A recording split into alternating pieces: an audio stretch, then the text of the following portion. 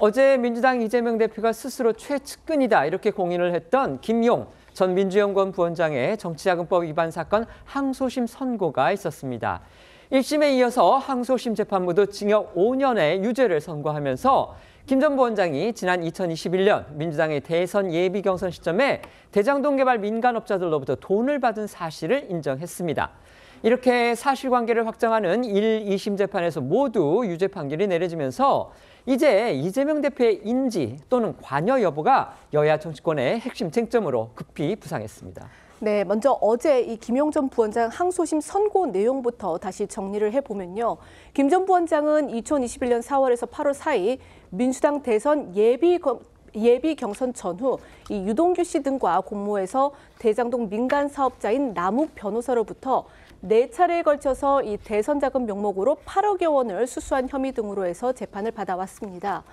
어제 항소심 재판부는 김 전 부원장에게 1심과 같은 징역 5년형과 벌금 7천만 원을 선고하고 6억 7천만 원을 추징하라고 명령을 했는데요.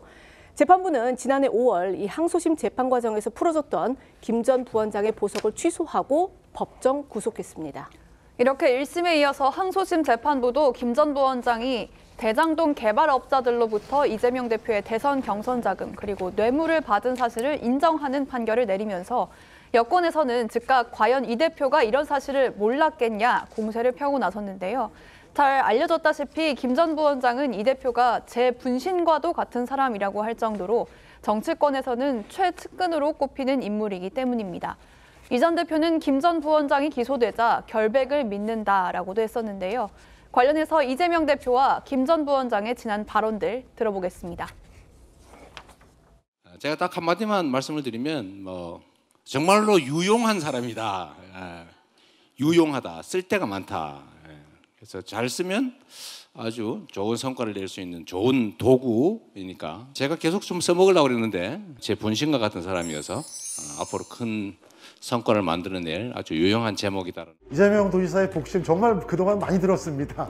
이재명과 같은 생각을 하는 사람들이 이재명의 복심이 아닐까. 김용 부원장은 오랫동안 믿고 함께 했던 사람인데 저는 여전히 그의 결백함을 믿습니다.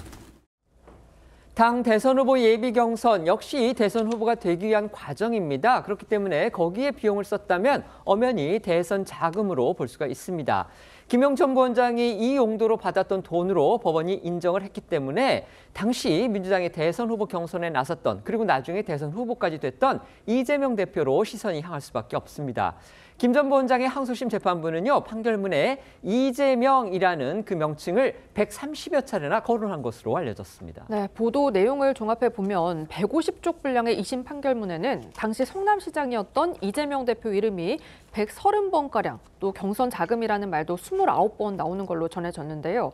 다만 재판부는 김 씨의 불법 자금 수수에 이 대표의 지시나 관여가 있었는지 혹은 단독 행위였는지 여부는 밝히지 않았습니다. 또 동아일보 보도에 따르면 재판부는 판결문에 양형 이유를 설명하면서 김 전 부원장이 대장동 사업과 관련해 뇌물을 받았지만 사업 결정권자는 성남시였다면서 김 전 부원장이 책임자가 아니라는 점도 언급을 했다고 하고요. 피고인이 수수한 정치자금은 대부분 정치 활동을 위한 비용으로 소비된 걸로 보인다고 밝힌 걸로 전해졌습니다. 항소심 재판부가 성남시가 결정권자였다고 표현한 건 이 대표 책임을 우회적으로 강조한 거라는 분석도 나오고 있습니다. 판결문에 사업 결정권자는 성남시였다 이렇게 돼 있다는 거죠. 그렇다면 당시 성남시장 물론 이재명 대표였습니다. 기자가 전해드린 대로 항소심 재판부가 판결문에 김용 전 부원장이 불법 자금을 받는데 이재명 대표, 그러니까 당시 성남시장이었던 그 당시에는 경기지사겠군요. 이재명 대표가 관여했는지 여부에 대한 구체적인 판단을 내린 건 아닙니다. 하지만 1심과 같은 유죄 선고를 내리면서 사실상 1심 재판부의 판단을 모두 인정했다 이렇게 또 볼 수가 있습니다. 2심 판결문 저희가 다시 생각해 보면은요, 이 돈이 경선 자금으로 흘러갔을 가능성 이걸 또 내비친 대목도 들어 있었습니다. 맞습니다. 이 김용 전 부원장 1심 재판부는요, 판결문에서 이 각종 증거를 보면 범행 시기는 대선 경선 조직 구성과 준비 등을 위해 정치 자금이 필요했던 시점이라면서 김 전 부원장이 받은 돈이 당시 이재명 캠프로 흘러 들어갔을 가능성을 의심하는 듯한 그런 표현이 담겨 있습니다. 김 전 부원장 측은요, 그간 이 경선 자금은 각출로 해결했다, 각종 자원봉사, 자발적 후원금 등으로 운영을 해왔다라고 이야기를 했지만 그 1심 재판부는요, 이 경선 준비 규모로 볼 때 각출로 해결될 수 있는 정도로 보이지 않는다라고 했습니다. 때문에 법조계 일각에서는요, 이렇게 판결문에 적시된 내용들을 두고서 이 경선 자금의 용처를 의심하는 대목이다라는 해석이 나오고 있는 겁니다. 항소심 재판부의 판결문 또 판결 내용에서 주목할 만한 부분 또 하나 있습니다. 바로 돈을 건네는 과정에 대해서 진술했던 유동규 씨의 진술, 이 대부분을 법원이 신빙성이 있다 이렇게 인정을 한 겁니다.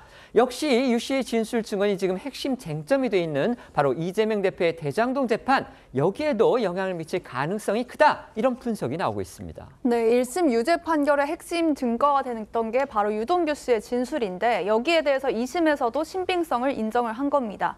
재판에서 김 전 부원장 측은 유동규 씨가 이해관계에 따라서 허위 진술을 했을 가능성이 있다고 주장을 했는데 법원이 받아들이지 않은 겁니다.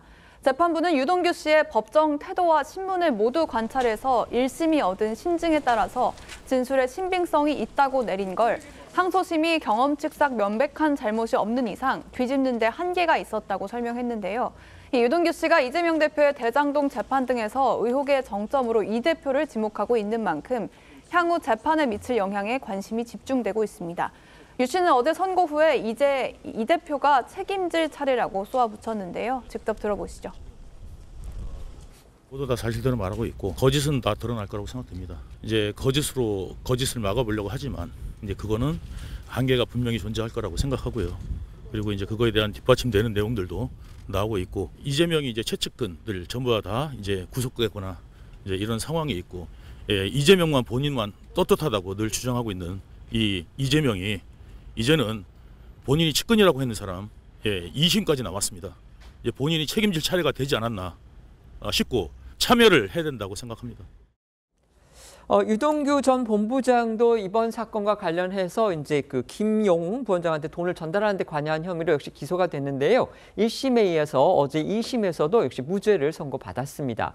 이재명 대표는 김용 전 부원장의 공범으로 지목이 돼서 여당으로부터 지금 고발이 된 그런 상태이기도 합니다. 네, 지난해 11월 국민의힘에서 이 대표를 김용 전 부원장의 공범으로 지목해 검찰에 고발을 했고요.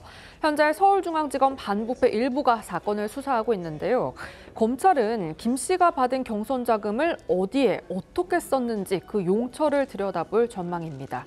어제 김용 전 부원장 선고가 나오자 이재명 대표를 고발했던 국민의힘에서는 이제 이 대표가 수사받을 차례라고 촉구를 했는데요. 당 법률자문위원장인 주진우 의원은 고발건에 대해 깜깜무소식이라며 수사가 지지부진하게 진행되고 있다는 취지로 검찰을 겨냥했고요. 이재명 대표와 김용 전 부원장은 공범이라고 주장했습니다. 주 의원은 이재명 당시 대선 후보가 몰랐다면 이 대표와 민주당이 이 김용 전 부원장과 칼같이 손을 그었을 거라면서 이 대표는 김 전 부원장 변호인단이 만든 대화방에 몰래 참여해서 이 변호 전략까지 제시를 했는데 전형적인 공범들 사이에서나 가능한 일이라고도 말을 했습니다.